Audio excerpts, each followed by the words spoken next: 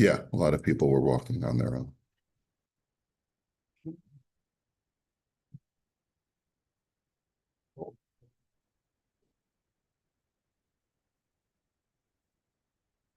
A lot of it's very, I think I've seen this.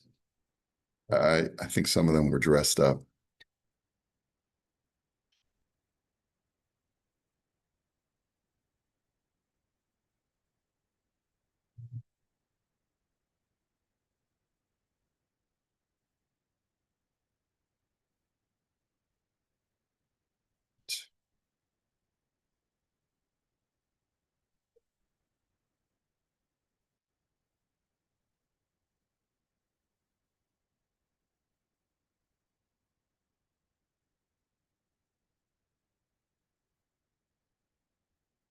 Okay, so the last thing that we were discussing when we met last time on Friday is the concept of takanas hashavim, where the rabbis made an accommodation for someone who stole and then took the stolen item, built it into a structure, and now would have to pay it would cost them a huge amount of money in order to make restitution of the item. They said you can pay cash instead. Now, normally you're only allowed to pay cash when you steal goods if the item has been destroyed or altered significantly. Let's say a guy steals this huge beam, right? And he builds it into as the beam of his home. So you could return the beam. It hasn't been altered, right? Uh, but the rabbis made that takana sashavim. It wouldn't just apply to stealing a beam. It would apply, I guess, conceptually to any chattel item that you steal.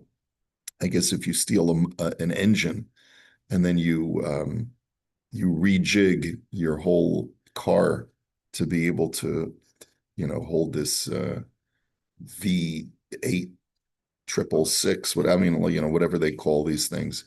And it's like with chrome and all these other things, right? So the rabbis might make the same kind of accommodation. You put in all of this expense to install it into your car. So they'll say, all right, you just have to pay for it. We're not going to make you go to all of the expense to remove it. Although I don't know, maybe they would. I'm not sure. But one thing that we did see, this concept of takanas hashavim, we want to make it easy for the Goslin to make restitution, and not to create a hardship for him to do tshuva, is only applicable to chattel items. It's not applicable to real estate. So, and therefore, this is what we were talking about. A guy steals a piece of property by encroaching on his neighbor, and just totally committing fraud in moving the marker, right? And then he builds on it. So the rabbis have no mercy for that person. That person has to tear down whatever he built, and that's it. He has no legal way of, let's say, purchasing unless he can appease the offended party. Sorry, for him too, is there any kind of punishment for No, there's no. Just tear it down? Yeah, you'll have to tear down and give him back the property. Now, like Marv was saying, in a case of a skyscraper, where it would literally cost um, hundreds of millions of dollars potentially. So it could be that there's a law in Ontario that has Rahmanis, but Jewish law. Now, so the question is, why is it that we make this distinction between chattel and real estate? So Od Kasav, I'm just looking at the footnote. Od Kasav Beis Yosef Sham Hatam Shein Takanas Hashavim Bekarka Mishum Dekarka Inin Igzeles. He says because land can never be really stolen. Wherever it is, it's still the property of the original owner. V'takanas Hashavim Eina Elahecha Sheyesh Legazlan Kinyan Gezela.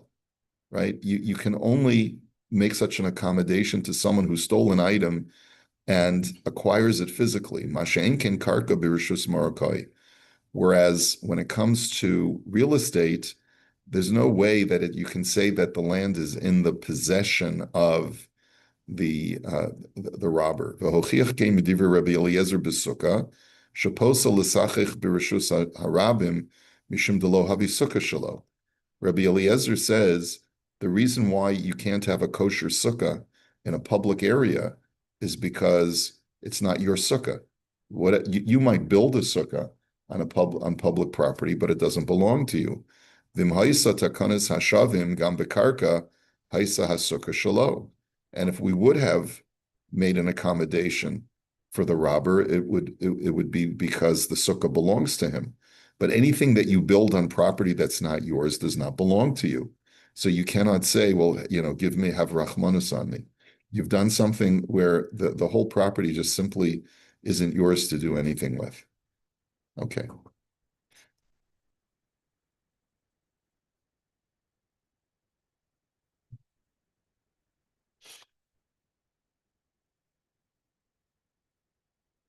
Okay, now, what about a person who purchases real estate from a guy, guy that wants to sell the Brooklyn Bridge, right? So like the old line goes. So we don't have takanas hashavim for real estate. The Sma writes, to kevin shu davar kavua va'omed havale lameda deshal hanigzalhu delahavi leliknoso. That we also don't make any accommodation for a person who purchases real estate from a swindler.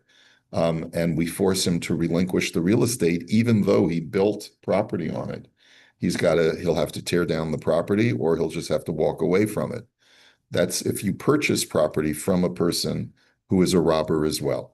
And the argument that the SMA makes is that you should have known. You should have done a title search. You should have done your due diligence before purchasing. That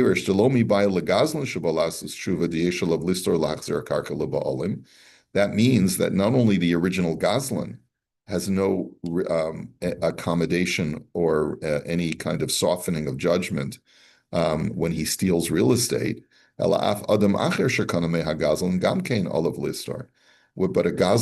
person who purchases from a Goslin also has no legal recourse if he purchases stolen property that he builds a house on it. This is all the whole. I guess it's different from when you steal, let's say, indigenous property, right? So, as I've said before, I can't understand why we always say, why they say in these liberal speeches, we're now sitting on the indigenous lands of the Métis, or the Mississauga. So what are you saying? You stole it, so give it back. In other words, like I don't understand. It's sheer hypocrisy that people say this without then concluding, well, we did steal your land, so okay, I guess we have to leave now. That should be the logical conclusion. And it's one of the reasons why this Western society is going to pot, because it's these kinds of insincere, false, self-flagellating gestures really just have this very, very self-destructive effect.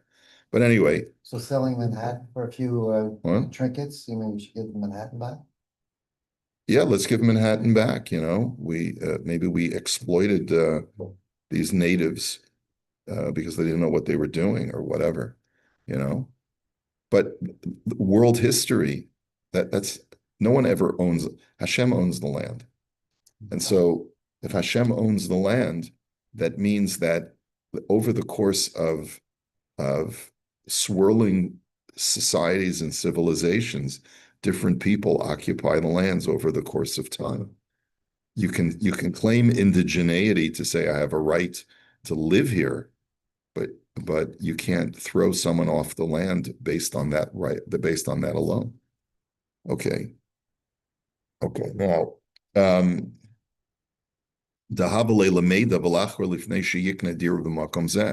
you should have known. You should have investigated before you purchased this dwelling place. Okay, im ze machmas hamachir, vim ze machmas hashtar ve'ha'edim, either because you should have noticed that something was fishy or that you hadn't done full diligence, either because the price was unusually cheap, or because maybe the contract or the witnesses were shady in some way. But there's always a way to verify land ownership, or yeah.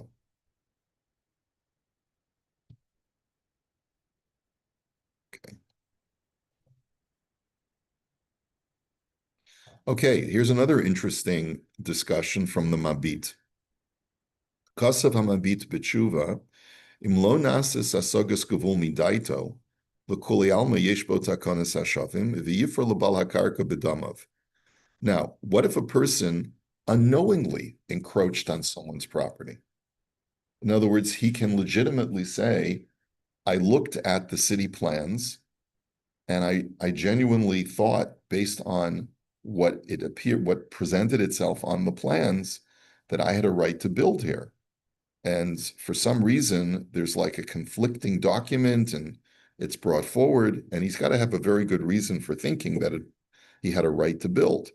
So the Mabit says that if it was not done knowingly, then he is entitled to takanas hashavim, and if he built on it, then he is entitled to keep the structure and to be compensated for it. And he has to compensate the person who for whom he encroached.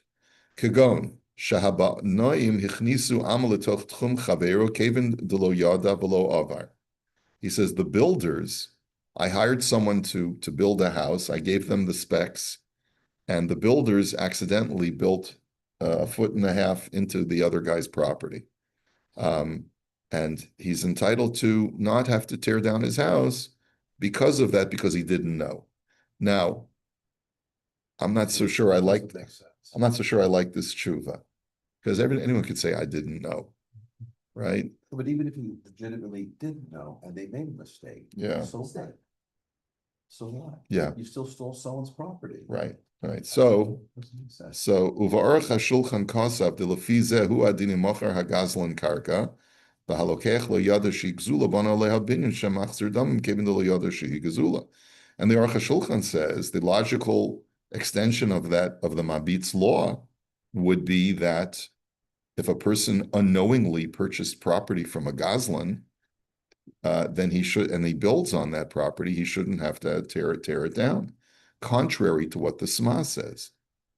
The words of the Mabiti says were brought by the Mishnah Lamelech, and the Mishnah Lamelech then says ve'ein nira li devar of klal.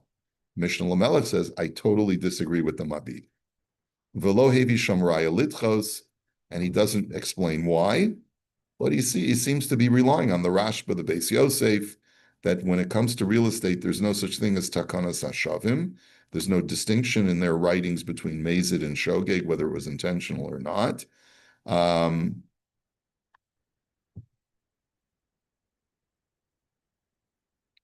Okay, so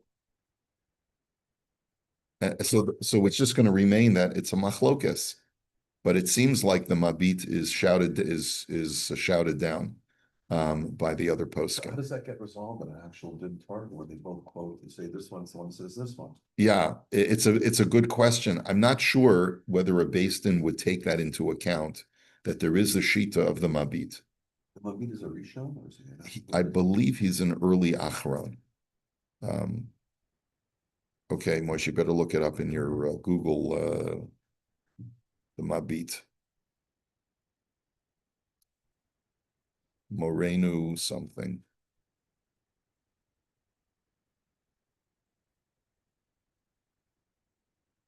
The difference opinion between a Rishon and Achron, like we take the Rishon over the Achron.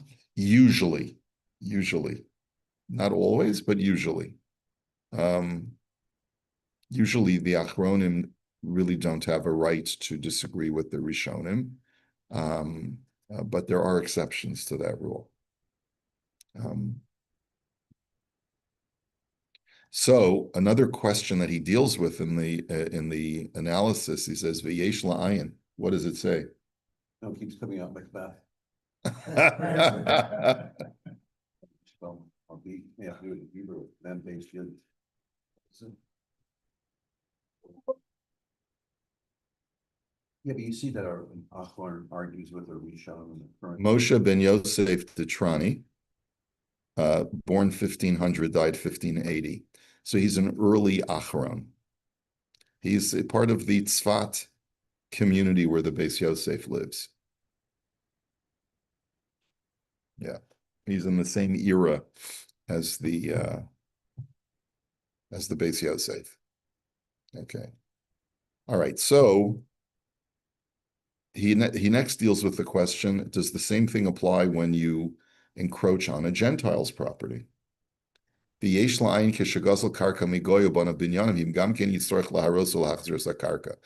we also say there that you have to tear down the structure? Or is there any leniency that because it belongs to a non-Jew, the rabbis didn't make such an accommodation?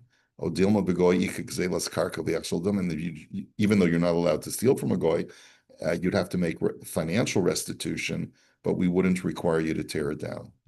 So he says from the Meiri, Mavur Shetakonas Meiresh Gamke Nemra Begezel Hagoy.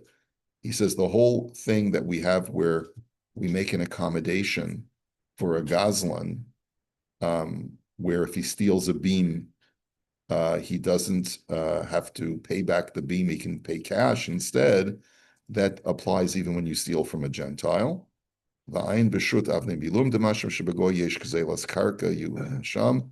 And he says, but the Avnei Miluim seems to say differently.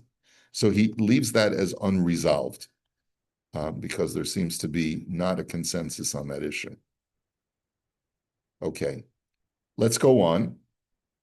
So in conclusion, it seems that there is a difference in halacha between halacha and Dina de Malchusa, based on what Marv was telling us on Friday. In Dina de Malchusa, sometimes the government will allow a person who builds a structure on property that doesn't belong to him to. What if he builds on, let's say, public property illegally? Yeah, then the government will probably tell you to do that, but they usually make a deal with money. That's basically how it is, because otherwise it messes up the whole plan and stuff like that, but yeah, they could enforce like rezoning and permits and things like that. That's so that their default, they go and say, you've offended the zoning, offended the building without a permit, they tell you, get a work order, take it down. It's the general default. But then sometimes they can, then the court could get involved instead.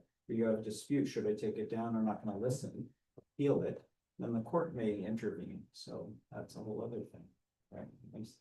Yeah, and he hasn't, right, he hasn't talked about airspace here either. Okay. Is airspace completely different? Or is it like you're hanging over, you build something and it's sticking all the way over their property, but it's not on the ground itself? Right. So it depends. If you build something that protrudes into someone else's property, that's a form of gezela. And if that person protests, you have to remove it. The question is, what if he didn't protest? So that's where we see the halacha that sometimes you're allowed to, you can stake a claim of chazaka. Like I left it here, you didn't say anything for a certain amount of time, and therefore you can't force me to take it down. There's a machlokus in the poskim how long that time period is. Some say it's a full 3 years. Israel, the Ottoman have the rule, a 7-year period, we don't say anything on land. Oh yeah. Okay. What is there's a term for that. Yeah, there's It was like it's, squatters' right, there's stuff like that. You would acquire something by prescription. The law now has changed. It used to be 10 years or 20 years, depending on what it is, and now That's here. yeah, here. But now they don't have that by prescription and I check into that, because, my house is beside an open lot, and the guy about the house ran a chicken wire along the side of the house where the open field is. And without really checking it out, I put cedars right across there, took the chicken wire out, and then actually I looked at plans with the main man go. and that was on the property. And it's been 25 years. I asked Murray, is that mine? He says, no, that house gone. Yeah, So they so can- recently, now they recently changed that like 2 years ago. Yeah, so now if they want, they can. Got my seniors done. If they ever build on it, whatever that's gonna happen.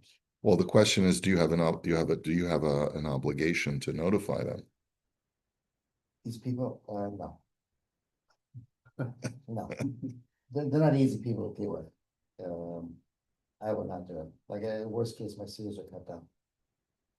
There's nothing there. It's an open field. Uh-huh. There's nothing there. This was what, behind your house? That's all I'm asking. Uh-huh. So the next question, Marvin, is that it's zoned for 3 stories. If somehow they squeezed in without knowing, like a 6-story building, what happens there? Same thing, government then come and inspect, and then they could give you a work order and say, take it down. Take the 3 extra stories off. Yeah. They could do it. Better. Yeah. Okay. Okay, so the next topic is Bedin Gezel Hagoy B'ha'im Tos Hagoy B'chlal Zeh. Stealing from a non-Jew. This is the uncomfortable topic.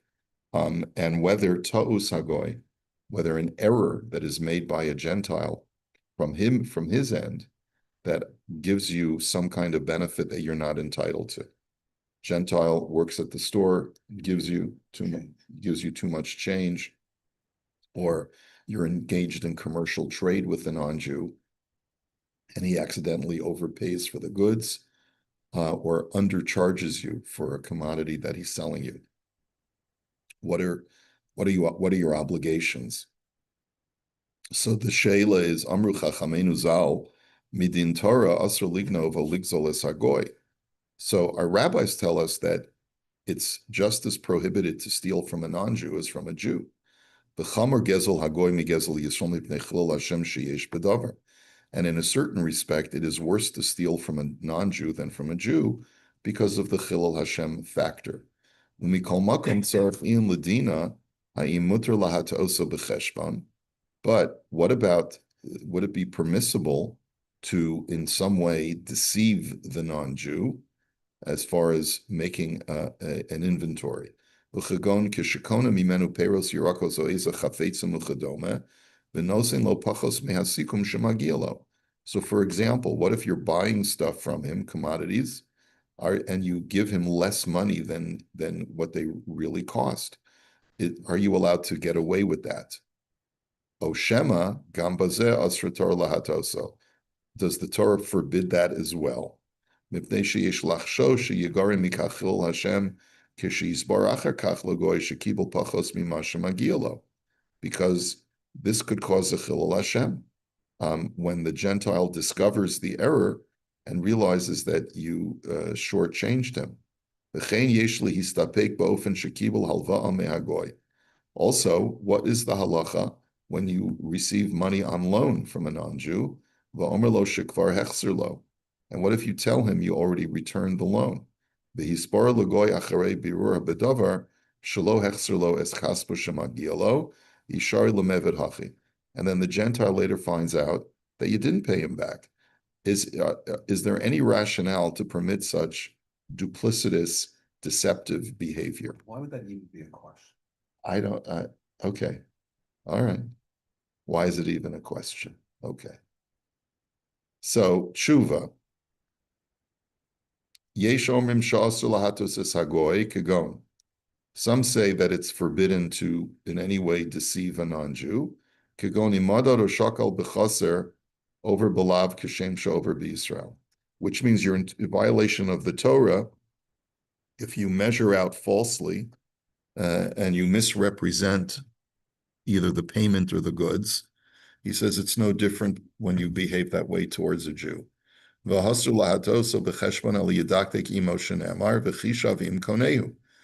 therefore it is usher to in any way deceive him. As it says, you have to give a fair valuation to the purchaser, and it doesn't make a distinction between Jew or non-Jew. And if you do deceive him, you've committed an act of theft from the non-Jew and you violated the Torah. Ulam ba'ofen shahagoy ta me'atzmo mutter. However, these people, some people opine that when the Gentile made the error himself, like I wasn't a party to the error. He's the one who made the error. And if the Jew says, listen, I'm not counting, I trust you, you give me whatever I'm entitled to. He says, you tell me what I owe you and I'll pay you. Then even if you know that he's giving you more than what you're entitled to, you're not obligated to correct him. But if you don't say that explicitly to the Gentile, meaning that if you don't say to him, I trust you implicitly and you give me whatever you feel I'm entitled to, then even then you're not allowed to take if he makes an error in your favor. Why are you not allowed to do that? Because maybe the non-Jew is testing you. He wants to see if the Jews are honest. So he's deliberately going to, it's like the person who, leaves out cash for Maria when she comes in for the cleaning day. He wants to test her to see if she's going to steal or not. So it's the same thing. Maybe the goy wants to test the Jew. He says, let me see if the guy's honest or not.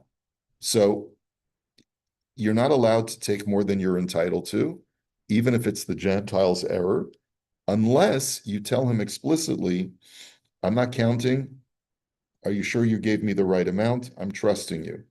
Okay. And as long as you say that, then if he makes an error that's in your favor, you're not obligated to return it. By the way, you would still be making a Kiddush Hashem if even when you say that, you do give it back to him, because it'll make a huge difference. If they underpay? If they underpay, then you have every right. To go back? You have every right to go back to them, of course. But then you can say, well, we agreed that whatever it is, it is. Yeah, it could be once you say that you could but the counter argument would be, yeah, I wasn't counting, but when I got home, my wife counted and she said, you shortchanged me. So I'm not sure what would be the halachic right in that case for the Jew. Okay, let's put that aside for a moment. V'yesh omrim lahatos es hagoy b'cheshbon o lahafkia halva'aso muter, v'chol zeh davka sheyodea shelo yivada lo l'goy achar kach. Some say that it actually is permissible technically to deceive the non-Jew with the count, or to deflect a loan that you know that you owe him, but only if you know that he'll never find out. But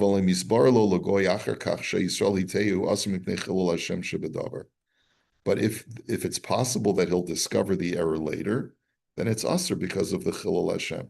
So this is really, I think this is only theoretical. Under what circumstances can you know for certain that he's never going to find out? And based on the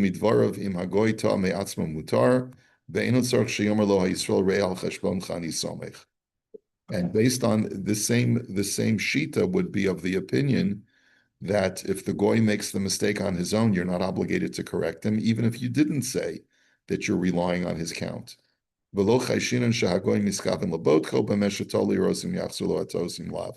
according to this opinion, we're not worried that the goy is testing you. He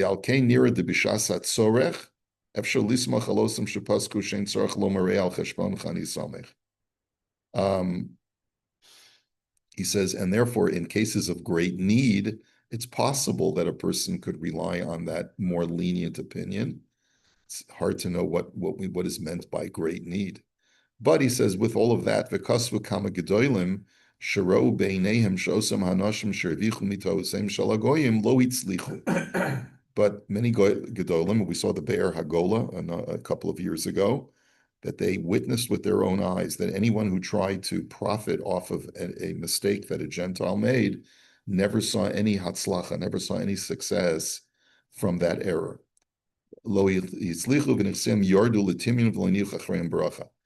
To the contrary, they lost their money and they were left penniless. Berabim asher kidshu shem shemayim v'chziru to yosem b'dover chashuv gadlu v'heshiru v'nichu yisram lo'olalehem.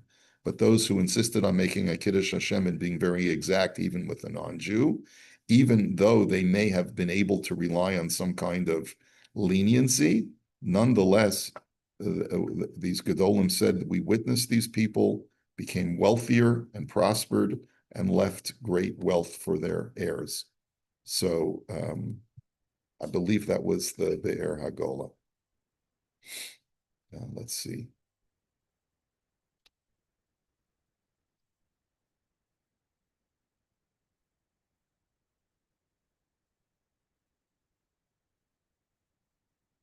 Let me just see. He's going through all of the different opinions over here. Okay, yeah. So he quotes the Be'er Hagola over here. And he just quotes exactly what we remembered. Okay. All right, we'll hold it here for today. We're going to continue with Simon Zion. Happy Yom Yerushalayim, everybody. And, happy Memorial Day for those Americans. Happy Yom Yerushalayim. Yeah, enjoy. Yes. Okay, Rabbi. Had a great event in Aranona. 1,500 people davening, for Yom Yerushalayim.